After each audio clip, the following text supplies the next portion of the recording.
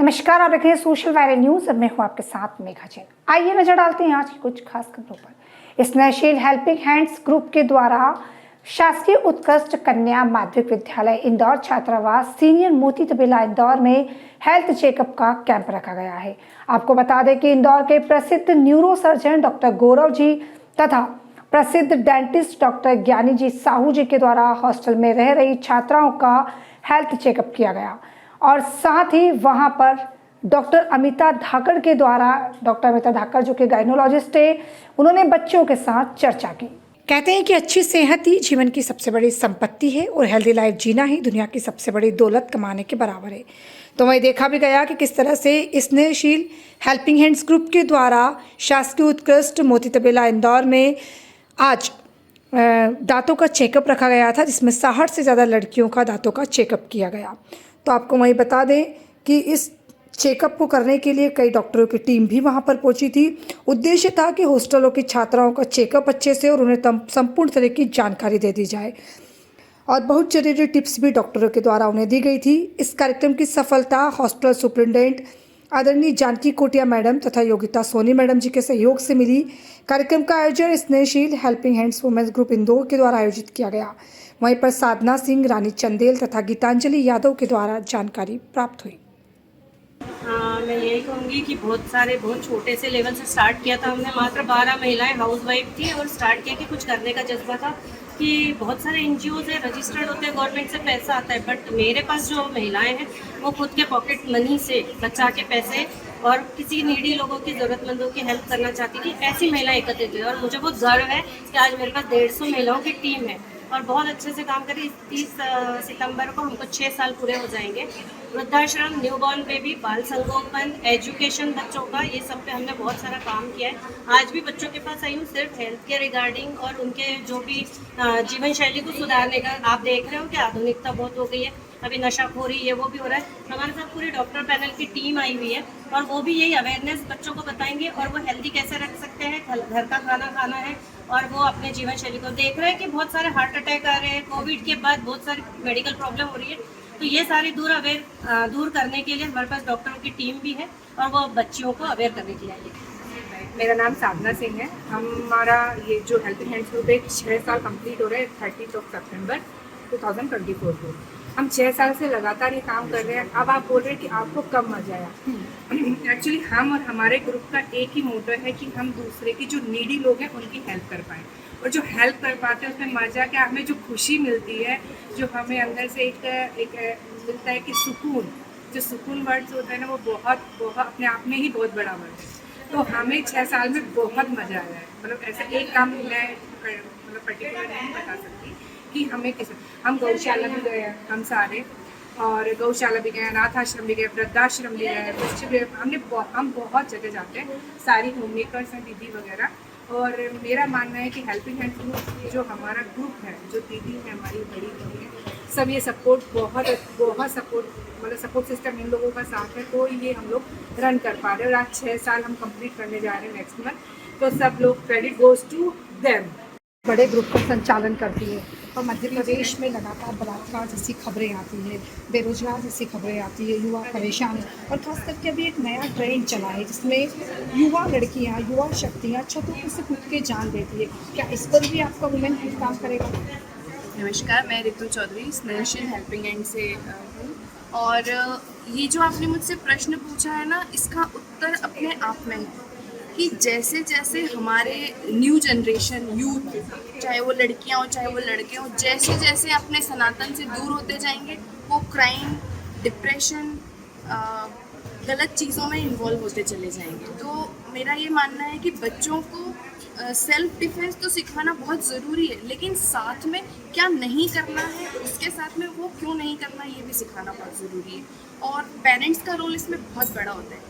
Parents अपनी बेटियों को तो सिखाते हैं कि आप ऐसे रहो, आप ऐसे हंसो, ऐसे बोलो, गोल रोटियां बनाओ। क्या वो कभी अपने बच्चों को सिखाते हैं कि एक लड़की आपकी रिस्पॉन्सिबिलिटी है, वो मौका नहीं है, वो जिम्मेदारी है।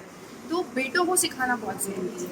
और ये जो आप सिर्फ MP की बात नहीं है, मतलब मैं पूरे देश की खबरें देखती हूँ, बहुत दुख होता है, बहुत ही दर्दनाक, बहुत ही कुंठा है कि हम क्यों इसके लिए कुछ नहीं कर पाते हैं। तो मैं चाहूँगी कि हमारा ग्रुप भी इसके बारे में जो कर सकता है वेल पॉसिबल हम करेंगे। रात हुआ है, इसमें ममता बनर्जी की सरकार खुद अपना एक मार्च लेकर निकल गई। डॉक्टरों में कितना आक्रोश नजर आ रहा है। बहुत ही ज़्यादा डिस्कम्फर्टेबल सिचुएशन थी ये सुनने के बाद, और बहुत ही ज़्यादा गंदा सा लग रहा था सब सुनने के बाद। बहुत अनफेयर सिस्टम लग रहा है। ऐसा लग रहा है कि पढ़ तो लिया है, पर वो है ना, बेटी बचाओ बेटी पढ़ाओ, बचा कौन रहा है बेटियों को। बहुत ही ज़्यादा इनसिक्योर सा फील हो रहा है कि ठीक है, अब ड्यूटी पे जाएंगे, पोस्टिंग्स लगेगी तो हम सेफ़ हैं कि नहीं हैं। तो बहुत ही ज़्यादा अजीब सी सिचुएशन हो गई है। सब डॉक्टर्स चाहते हैं कि उन्हें जस्टिस मिले, और देखते हैं अब आगे क्या होता है। अभी आप किस हॉस्पिटल में वर्किंग कर रही हैं? आप भी डरती होंगी थोड़ा बहुत, क्योंकि जिस तरीके से अभी ये हुआ है उसमें ऑब्वियसली बात है, डॉक्टर को डर ज़्यादा महसूस हो रहा है। मैं चिरायू मेडिकल कॉलेज की स्टूडेंट हूँ, तो करेंटली मैं वहाँ पर हूँ, और अभी तो मेरा फर्स्ट ईयर हुआ है। सेकेंड ईयर से हमारी पोस्टिंग्स रहेगी, तो उसमें थोड़ा सा ऐसा लग रहा है कि अगर हमारे साथ कभी ऐसी कोई सिचुएशन होती है तो हम क्या करेंगे फिर अब आगे। लगातार महिलाएं काम कर रही है, लेकिन अब ये भी आरोप लग रहा है कि महिलाएं काम कर रही है इसलिए पुरुष बेरोजगार रह रहे हैं। क्या कहें?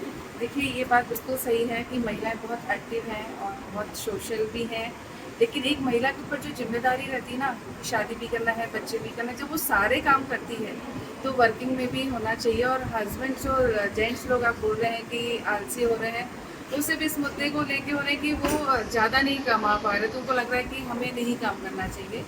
और आप जो ये डॉक्टर की बात आपने जो अभी पूछी इन डॉक्टर से, मेरा जो भी मुझे सुन रहा है, हम लोग शिवधाम मंदिर में नीचे मैंने एक जूडो कराटे की क्लास निःशुल्क लगाई है। जो भी अपनी बेटी को वहाँ भेजना चाहे, जो भी महिलाएं अगर वो सीखना चाहती, क्योंकि हमें लड़की को बचाओ के इस काम से पहले उसको बचाने की हमें ये करना चाहिए कि लड़की अपनी सेफ्टी कैसे करे। ये जब लड़की के अंदर आ जाएगा वो बोल्ड हो जाएगी और अपनी सुरक्षा कर सकेगी। देखिए, अगर एक लड़की को सोते अगर दो जगह पकड़ रहे हैं तो उसमें इतना होना चाहिए हुनर कि वो उनसे कैसे बच के एक बार बाहर आ जाए, फिर शायद वो बच पाएगी। तो परदेशीपुरा शिवधाम मंदिर में नीचे जूडो कराटे की हम लोग बच्चे की क्लासेस चलती हैं। मेरा ये मुहिम है पूरे इंदौर वासियों को कि आप लोग आइए, अपने बच्चों को वहाँ भेजिए और उनको ये सिखाइए कि अपना बचाओ पहले, उसके बाद वो जो अभी जॉब पर जाती हैं, क्योंकि रात आजकल वर्क फ्रॉम हो रहा है वैसे, पर फिर भी नाइट ड्यूटीज़ बहुत हो रही हैं तो महिलाओं के लिए। और ये जो हेल्पिंग हैंड्स है, क्योंकि महिलाएं बहुत कुछ करना चाहती हैं लेकिन उनके पास थोड़ा सा टाइम कम होने के चक्कर में रानी दी और जो चलती है साधना जी जो कर रही हैं, क्योंकि पैसा देना सबके हाथ में है लेकिन उसका यूज़ होना, ये एक हेल्पिंग हैंड काम करता है कि हमारा पैसा सही जगह जाए और उसको सही यूज़ किया जाए। ये हमारी वही सवाल फिर से मैं दोहरा रही हूँ कि जिस तरीके से इसमें आक्रोश है, तो अब आपको क्या लगता है कि सरकारों को किस तरीके से फैसले लेने होंगे? वाकई इंस्टेंट फैसले लेने होंगे, क्योंकि जिस तरीके से लगातार ये टानी चल रही है। पिछले 18 दिनों में 17 रेप केस दर्ज हुए मध्य प्रदेश की अगर बात की जाए, तो क्या लगता है डॉक्टर क्या कहेंगे? इसके लिए सख्त से सख्त कानून बनना चाहिए, कॉन्स्टिट्यूशन में अमेंडमेंट करना चाहिए गवर्नमेंट को, ताकि इनके लिए फास्ट कोर्ट्स बनाए और इनको फटाफट डिसीजन आए। इसके लिए कड़ी से कड़ी सजा का प्रावधान होना चाहिए, क्योंकि जो अरब कंट्रीज़ वगैरह हैं बहुत ज़्यादा है, तो वहाँ पर इस तरह के केसेस नहीं आते। वहाँ लड़कियाँ रात में भी 12-1-2 बजे घूमती हैं, 3 बजे तो भी बहुत सेफ रहती हैं। तो अल्टीमेटली गवर्नमेंट को बहुत स्ट्रिक्ट कदम होना चाहिए। सबसे बड़ा जो कॉन्स्टिट्यूशन में चेंज करें, ताकि उसके कारण जो है लोगों की हिम्मत ही ना हो, क्योंकि जब तक खौफ और डर नहीं होगा लोगों में, जब तक ये हिम्मतें बढ़ती रहेंगी। बीमार जिस तरीके से लगातार हार्ट अटैक आ रहे हैं या लोग खान पीन में ध्यान दें, इससे हमें जो यूथ जनरेशन है उसको बहुत ज़्यादा मोटिवेट करने की ज़रूरत है, अवेयर करने की ज़रूरत है कि आप जो हैं ये इन गलत आदतों की तरफ डाइवर्ज ना हो। क्योंकि जो छोटी छोटी बस्तियों में जो लोग रहते हैं, जो लोग नशा बेचते हैं, जो उनका परिवार एजुकेटेड नहीं है, उनको वहाँ जाके NGOs को अवेयर करना चाहिए कि भाई आप जो कर रहे हो गलत कर रहे हो, इससे आपकी जो नेक्स्ट आने वाली जनरेशन है उस पर इफेक्ट आएगा। इन सब चीज़ों को हम जब बेस पे काम करेंगे तो सारी चीज़ों का समाधान होगा स्टेप बाय स्टेप, क्योंकि जो यूथ है बहुत ज़्यादा नशे में डूबा हुआ है। आपसे पूछोगे कि क्या महसूस कर रही हैं? लगता है कभी कभी कि डॉक्टर पेशा समझी गलती कर दी है, उस लड़की के साथ जो उसमें न्याय नहीं हो पाया? मुझे लगता है ये topic I really don't want to discuss here because बहुत ही इमोशनल कर देता है टॉपिक मुझे।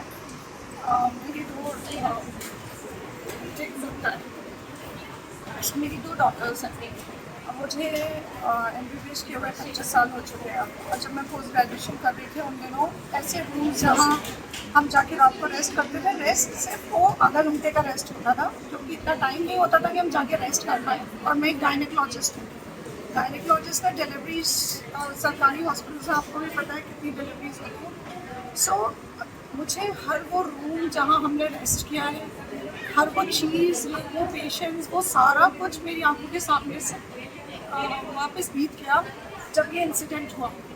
बहुत सारे इंसिडेंट होते हैं, मैं मेडिकल कॉलेज में असिस्टेंट प्रोफेसर थी, रेप के बहुत केसेस आते थे, पर इस तरह की फीलिंग कभी नहीं आई जो इस बार हुआ। क्यों? क्योंकि वो लड़की बाहर नहीं घूम रही थी, वो कहीं पार्टी नहीं कर रही थी, वो छोटे कपड़े तो ठीक है, छोटे कपड़े तो चलो अलग ही बात हो गई, लेकिन वो अपनी ड्यूटी पे थी, that to a medical profession with her coat on. So first thought is कि it can not be just me, there is something else which is still not clear. और मेरी जो डॉटर है बड़ी, उसको मैं बोलती थी कि बेटा अपन प्राइवेट मेडिकल कॉलेज से नहीं करेंगे कभी भी, बिकॉज अब बहुत प्राइवेट मेडिकल कॉलेज हो गए, हमारा ज़माना अलग था, तब तो नहीं होते थे, तो हमें पता था कि हमें क्वालिफाई करना है और बहुत मेहनत करके वहाँ पहुँचना है। उस दिन उसने मुझे बोला कि मम्मा ऐसे मेडिकल कॉलेज गवर्नमेंट में तो मुझे नहीं जाना है। रात को कोविड के बाद से 2-2 बजे हम लोग बाहर निकलने लगे थे क्योंकि हम एम्बुलेंस नहीं बुलाते थे आउट ऑफ सेफ्टी, कोविड से बचने के लिए। तो 2 बजे भी डिलीवरी है तो हम खुद ड्राइव करके जाते हैं बच्चों को घर छोड़ के। जब मैं पहली बार इस न्यूज़ के बाद उस रात बाहर निकली तो जो मेरी फीलिंग्स थी वो मैं बयान ही नहीं कर सकती।